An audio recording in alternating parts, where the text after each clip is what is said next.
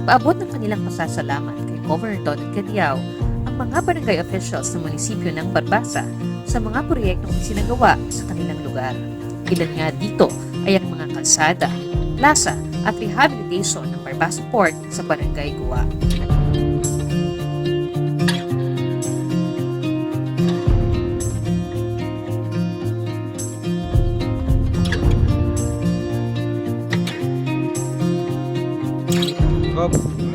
Salamat sa gintugro mo naman nga project kag pagbakal kaluti nga ang sobra nga gin bakal kaluti amo yang gipa-flooring naman kaman Barangay Plaza kag nagpasalamat man ang mga kabataan kag mga pumuluyo kang barangay bagari nga nagka-plaza kami ron.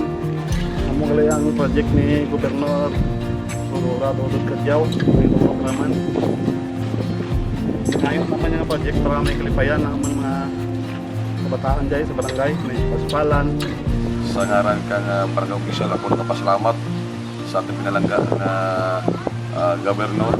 Kabay pa nga tulo pagiging project na ito grupong naman ay may mga project ba kami dyan nga o may ipangayuon ba kami dyan na proyekto para masimentuhan ang amon nga gobernador.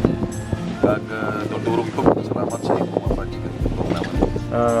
Nagpasalamat ako kay Gobernador Donald Cadiao sa nang proyekto nga ginatao dyan sa aming barangay. Ang farm to market road nga more or less 500 meters from Sitio Aligtos to barangay proper.